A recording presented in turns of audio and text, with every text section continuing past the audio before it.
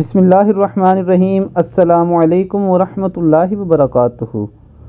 مسکینوں کی فکر نہ کرنے والے، برے انجام والوں کی بیان کرتا بدترین صفات میں سے ایک صفت یہ بھی ہے کہ وہ دل کی سختی کی بنا پر غریبوں، مسکینوں، یتیموں، محتاجوں کی بالکل کوئی فکر یا پرواہ نہیں کرتے تھے، نہ ہی ان کے لیے کوئی آواز بلند کرتے تھے۔ قرآن مجید فرقان حمید میں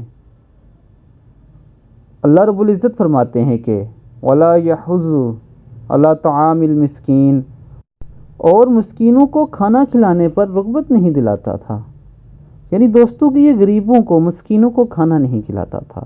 اور جو لوگ ایسے کرتے ہیں وہ اللہ رب العزت کو بالکل بھی پسند نہیں ہیں۔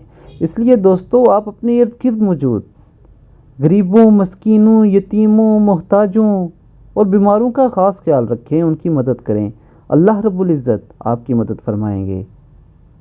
اور اس کے ساتھ ساتھ میرے چینل کو سبسکرائب کریں تاکہ آپ کو ڈیلی حدیث ملتی رہیں۔ اب تک کے لیے اتنا ہی، اپنا بہت خیال رکھیے گا۔ اللہ حافظ۔